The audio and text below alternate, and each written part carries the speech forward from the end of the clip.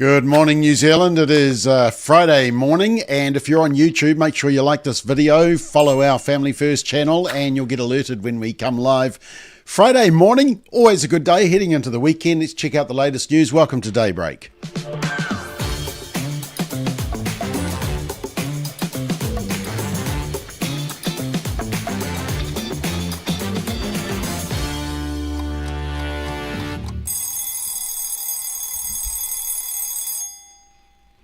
Yes, good morning, good morning. It's the 10th of October already.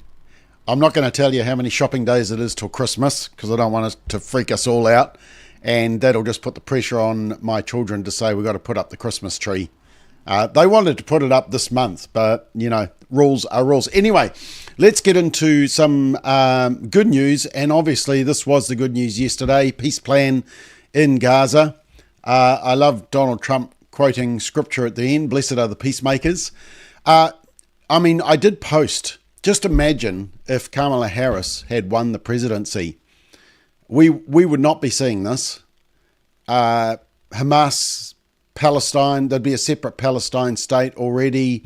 And we would all be they, thems, and we'd probably be in prison for declaring that only women can get pregnant if Kamala Harris had won the presidency. But Trump won, and boy, this is a great sign-off. Somebody said on my social media, well, you know, he promised he would get it done sooner. You're negotiating with a terrorist group. No, not the Greens, and not to Pati Maori either. You're dealing with Hamas. So I think this is pretty incredible. Let's see if they can get it over the line fully and get the return of all those hostages and get a peace plan and a rebuild of Gaza without the involvement of Hamas. That's going to be the real test of it. Latest opinion poll, just a quick comment on this. So the blue line is centre-right parties, if you can call them centre-right, certainly not social conservative. Well, maybe New Zealand First is. But so the blue is New Zealand First, National and ACT combined.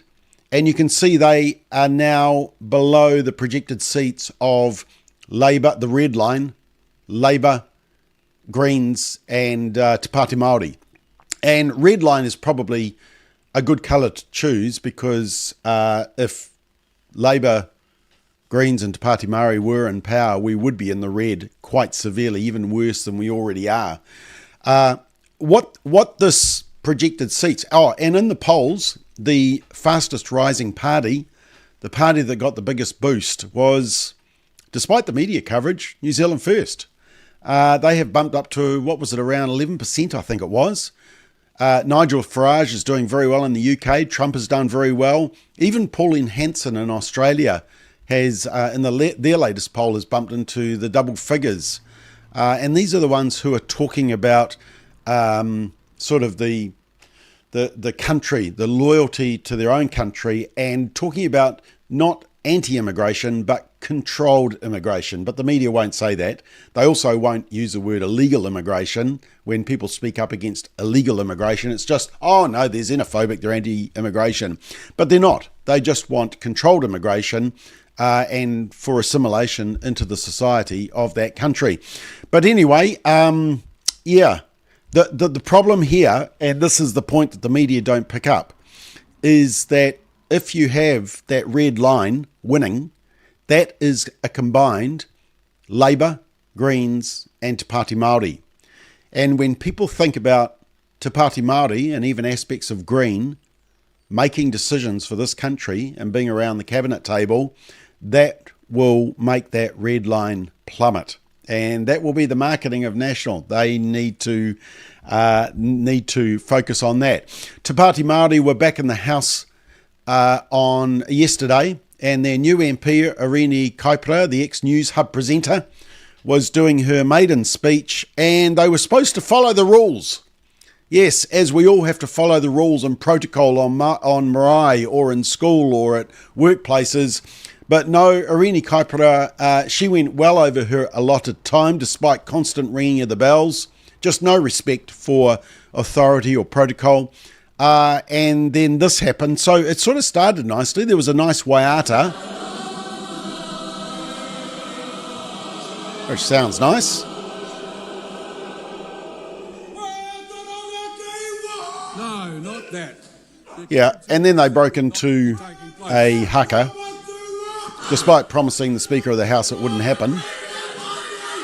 And so as a result, he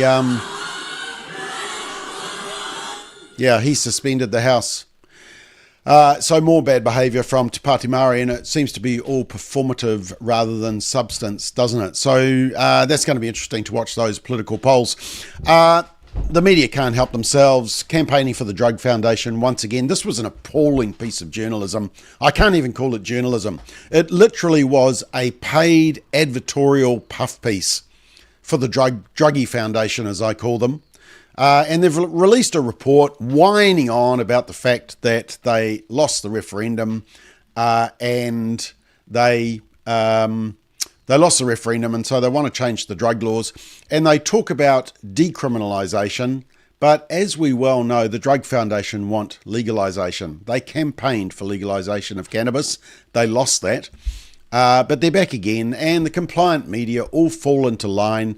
This Stuff article, it's just a literal puff piece of what the Druggy Foundation are saying without any dissenting view. They don't come to us. They don't talk to anybody who may talk about the harm. The interesting thing is that on the Radio New Zealand website, at the same time, was this story about Kaitaia residents sick of drugs in their community.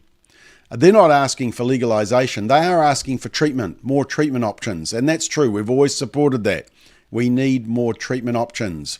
But you also need the coercion of the law to send a message, especially to young people, but to people in general, that society does not accept drug use, drug dealers, drug dealing.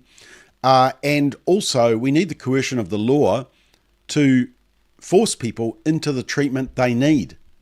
So anyway, that is just more of the same from the media. It was just, this report was just woeful.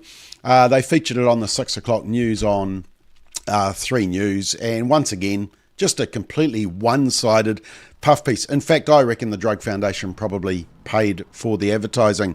There was a very funny video going around of Chloe Schwarbrick that she always seems to be hanging around the wrong people, and it was to the music of I'll Be There. And so this is Chloe Schwarbrick, and this is where they think she was with the green shoplifter. This is her next to, the woman next to her in the red glasses. She was the one who poured the tomato juice on Posey Parker. This is Chloe next to the woman who doxed Winston Peters' home address. Oh, and here she is with Tory Whanau. And it just seems like Chloe is always hanging around people who are getting into big trouble. But she never seems to know them that well. She says she doesn't know them that well. There was a credit to the media where it is due, and Ryan Bridge on the Herald, what's it called now? Herald Now or something. It's the morning little news show. He got stuck into Chloe Schwarbrick about the fact that she held a press conference about, basically she didn't condemn the physical attack on Winston Peters' personal home. And she was also, straight after those protests outside Winston's house, she was standing right next to the person who was guilty of it, the actor that has since been cancelled by 1NZ in their advertising campaign. But have a watch this interview, because credit to Ryan Bridge, he actually asks the important questions to Chloe Schwarbrick. You'll see at the beginning of this interview, she's not happy at all. And stand next to you. I was not responsible for inviting her to the... Oh, let me just go back to the start of this. Chloe, good morning. Morena. Do you know who attacked Winston's house? No, I don't, Ryan, and I just want to, straight off the bat, explicitly condemn this violence. We have always explicitly condemned attacks on people's homes, and we always have. This crosses a threshold and goes well beyond people's right to protest. So I just want to be abundantly clear that we explicitly condemn that violent attack on Winston Peters' home. We always have condemned attack like this, and we always will. So why'd you invite that woman who told everyone his address to a press conference yesterday to speak and stand next to you? Good question. I was not responsible for inviting her to the press conference. Did you know she was going to be there? The community had organised who was going to be there. I had been involved in the formative planning with regard to ensuring that we had all of the representatives. Do you know her? Is she a mate? No, Ryan, I think that here we're kind of losing sight of the bigger picture. Doesn't answer the I'm just question. trying to figure out how close you guys are. This is a chick who went out there and told the world the address of our foreign minister at a time like this, and you're standing next to her at a press conference. It's a fair question. It is. Ryan, we are not close. I know a number of people who are involved in a number of protests. I had not been aware of that behaviour at that point in time when it came to, as you are now putting to me, sending out the address or otherwise. But again, if we can come back to the point here. As what Winston Peters says, you are inciting violence, Chloe. When you say from the river to the sea, and you lead these protests and you whip up everybody on social media and you get the mob going, someone ends up with a crowbar through Winston Peters' front window. Does he have a point? I completely and utterly reject that characterisation, Ryan. And I think if we can just come back down to planet Earth on this. There's a way to go about it, Chloe. There's a way to bring the temperature down as a responsible political leader. What Winston Peters is saying is that you haven't done that. You haven't met that bar, that test. What I'm saying here, Ryan, is that we can, and people are increasingly and understandably incredibly frustrated at this government's lack of action. Can we deal with the double standard that's coming from your corner of the court this morning? You're the one who is constantly saying about the real world damage that words can do and the effect that words can have on society. Yep. And here you are saying from the river to the sea, saying that these are cowards who are leading the government. And then we have real world violence and you're nowhere to be seen. It was a very good interview, wasn't it? Actually, I just noticed Foo Dogs Trucking, who's on our YouTube channel, interesting name, but she is using her tea towel as a seat cover now that the Gaza war is over. That's very good, Foo Dog. All right, let's just check out some other stories. There's this fascinating case going on in the Supreme Court at the moment in the US, and it's challenging the conversion therapy laws, the so-called conversion therapy laws, and basically, it's because Colorado has a conversion therapy law like New Zealand does to ban things that don't actually happen. You know, the ice baths, the electric shock treatment, none of that stuff is happening. But really, it's just ramming down LGBT. And basically, the Alliance Defending Freedom lawyer has pointed out that the law discriminates on the basis of a person's view on homosexuality and transgenderism, and it legitimizes people with a biblical view of sexuality. This law's viewpoint discrimination is even worse than we've heard so far this morning, because the state of Colorado, like New Zealand, would allow a 12-year-old without their parents' consent to enter into counselling that would go the opposite way on these issues of gender identity and sexual orientation. But if that same 12-year-old with their parents' consent wants to seek counselling in the opposite direction, the kind that my client would provide, they are not able to do that. That kind of viewpoint discrimination must survive strict scrutiny. And that's the same in New Zealand. Conversion therapy is still happening. Inside Out is doing it in classrooms. Burnett Foundation is doing it. Radical LGBT activist teachers, like our one that we profiled last week, who says that there's terrorist kids in the classroom when he's actually the terrorist or the extremist.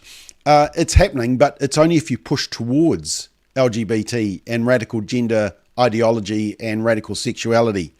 If you try to push back to biological sex and biblical sexual ethics, then, according to our politicians, you are breaking the law. So it's a fascinating case in the Supreme Court. One of the court's conservative justices raised concerns that a law like Colorado's and New Zealand's might have prohibited therapists from affirming a gay patient's sexual orientation during the 70s. Because remember, during the 70s, homosexuality officially was deemed to be a form of mental illness. So that's an interesting twist on it all. This case is the latest. I mean, you've had the Roe v. Wade overturning, and you've also had the Supreme Court banning transgender operations on minors. So watch the Supreme Court case. This is going to be an interesting one. Of course, watch that it might be leaked. In contrast, in the EU has come out with a radical paper, the European Union, Children will be able to choose their own gender at any age under controversial EU proposals. They're laid out in the European Commission's new LGBTIQ plus equality strategy. And EU member states who challenge gender ideology could be punished with discriminating regions that do not comply with values, seeing funding blocked. So for countries like Hungary, Italy, those conservative-leaning countries, they're going to want to get out of the EU just like Britain did. Spectacular own goal by Greta Thunberg.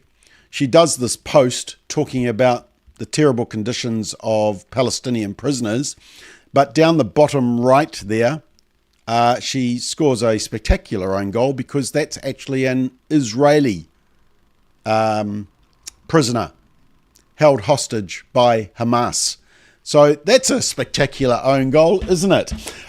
Speaking of media, the New Zealand Herald have started a campaign designed to build trust, news you can trust. And how are they going to build news that you can trust? Are they going to do it on the basis of, I don't know, hear both sides of the story? Don't tell you what to think? Not block certain viewpoints on gender ideology or climate alarmism or vaccine skepticism or vaccine mandates, for example.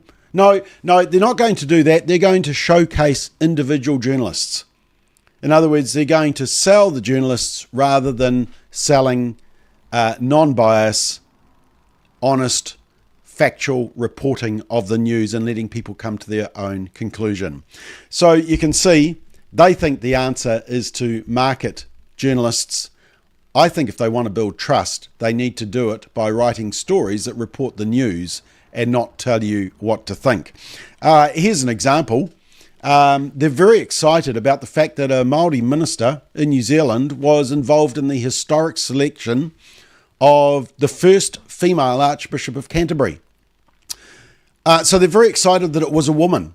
But what they fail to report about in the story is the fact that the concern is not so much about necessarily the first female Archbishop of Canterbury, but the fact that this is the first Archbishop of Canterbury who supports same-sex marriage blessings, who supports abortion, is pro-choice, who supports Black Lives Matter despite their Black Lives Matter being a Marxist organisation opposed to the traditional nuclear family.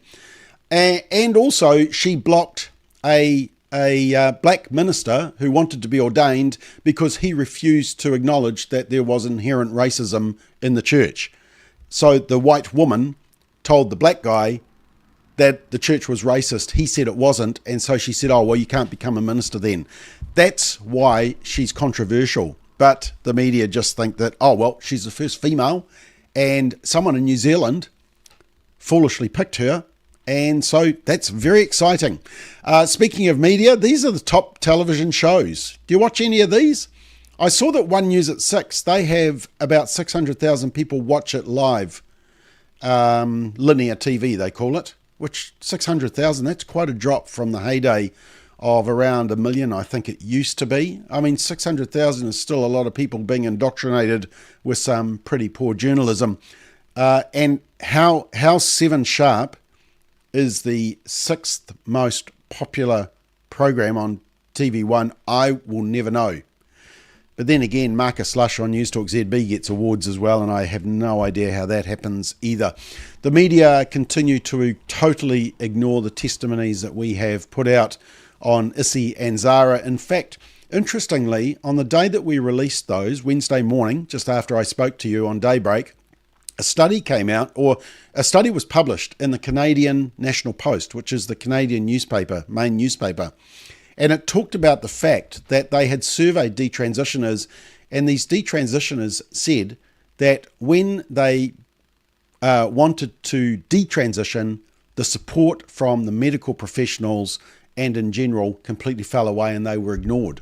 Now that's exactly what Issy told us as well in her testimony. We put out this media release. There has been utter silence from the lamestream media. But the interesting thing, and I hope you've watched them, you need to go to familyfirst.nz. You can watch Zara's testimony and Issy's testimony. I did a quick count up of just the views on YouTube, Facebook and TikTok before I came on air. And it's more than 100,000 views combined of Issy and Zara. So it's taking off whether the media want it to or not. But the media do not want to talk about these stories. So please, you be the media, share them, go to our website. You can watch the testimony of Zara, who's the younger of the two. The puberty blockers, almost had the mastectomy, but saw the light just in time. For Issy, no, was older and unfortunately has some of the consequences. But once again, is telling a story. Very brave young woman, and we need to support them. Now, just to finish with, on a Friday morning, I want to show you the political speech of the year that was in Parliament this week. It was Casey Costello from New Zealand First, and she did this fabulous short speech where she pushed back on Benjamin Doyle, the Green MP, who stepped out of Parliament after 10 months, went into Parliament. You know, he was the one pushing the Burnett Foundation, Radical RSC, had those dodgy posts talking about Bussy and all this sexualised content, and goes into Parliament and talks about how he's a victim, and because he's not a cis white male, he doesn't belong in Parliament. And Casey Costello, who's a woman, by the way, adult human female, she came in and she just blasted him.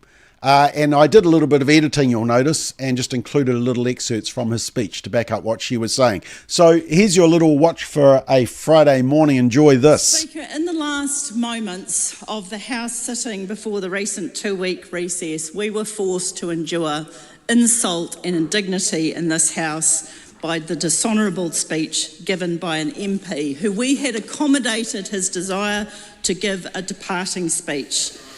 This place was not built for people like me, which is precisely the point. Thank goodness. An MP who had spent, in terms of the life of this Parliament, a matter of moments here.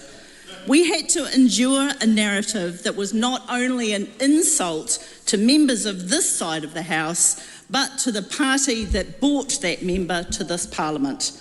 The member was an MP in a party led by two women, yet we were told this is a hostile and toxic place unless you're a cis white man in a black suit and a briefcase. This is a hostile and toxic place, especially if you're not a cis straight white man with a blue suit and a briefcase. Mr. Speaker, let us pause and reflect on the makeup of this Parliament and identify the number of cis white men with black suits and briefcases. And let us look at the history of this House, the shoulders on whom we all stand. Our first Māori MP was elected in 1867. James Carroll, Peter Buck, Aparana Ngata, Maui Pomari, Iriaki Maturatina, the first female Māori MP who served for 20 years. But most of all, it is not fit for purpose. As a nation, we must reckon with this reality. A political system imposed upon this land and its people from a colonial empire which sought to name, claim and maim is never going to honour te tiriti. And what of Georgina Bayer, the first in the world transgender MP serving 2 terms of Parliament? As long as Indigenous rights are being eroded, trans lives are being taken. And I would also look at my own party, Mr. Speaker, led by Mr. Winston Peters, who has carved out a political legacy that is unrivalled, not because he is a cis white man, but because he is a statesman unrivalled for his political acumen. And our deputy leader, a true champion of Māoridom, of the provinces, and most importantly, a Māori Dalmatian who could far unlikely be described as a cis white man that is apparently needed to survive in this House. And let us also not ignore our youngest wahine, Hannah Rafferty Maihi Clark, who has paved a proud place in our political landscape and without doubt could not be categorised as a cis white man. women's bodies are being controlled. I cite this legacy because I want to put the record straight following the insult laid at all of our feet because we were told we had to be cis white men to succeed. I am appalled that a member of this House talked of a political system imposed on our land. What an insult to our proud legacy, the country that was the first to give women the vote in the world. It was built to serve a status quo that protects the powerful at the expense of the people, at the cost of community. The cowardice and ignorance of that parting shot by a member who did nothing to use the privilege afforded by being an MP in this Parliament. To throw parting shots, run out the door, believing there would be no right of reply. Well, Mr. Speaker, I am replying. Yes, to stand in this place requires fortitude. It requires strength, it requires character, it requires courage, and it requires determination, but it does not require any of us to have to be a cis white man to succeed. It is a privilege and an honour to be here. It behoves each of us to forge relationships, find common ground, but most of all, to show up.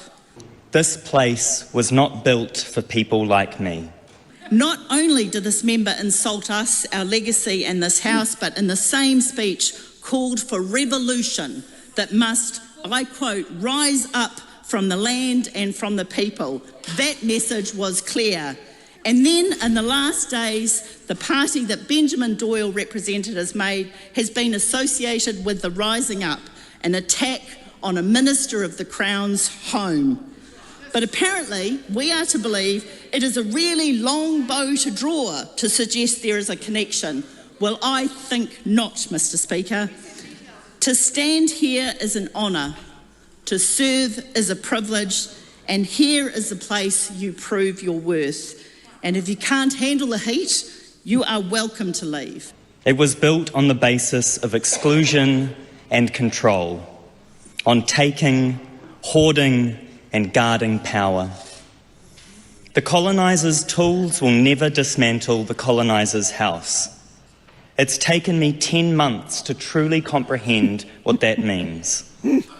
But do not sling mud at our democracy and our legacy, and do not for 1 minute suggest that only cis white men can succeed.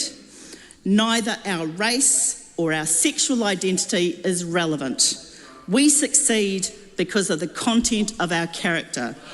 We succeed because we stand up, because we show up, and we do the hard work that needs to be done every single day. Thank you, Mr. Speaker. Yep, there we go. You can see why I have given that the political speech of the year, and it's only October. That's going to be hard to be outdone. But wasn't it great seeing some pushback on some of the lunacy that we've heard and seen in Parliament of recent days? So credit to Casey Costello from New Zealand First. Congratulations. All right, it is Friday morning. That means we're heading into the weekend. Have a great weekend, and we will see you back here Monday morning at 7:30. Have a great day.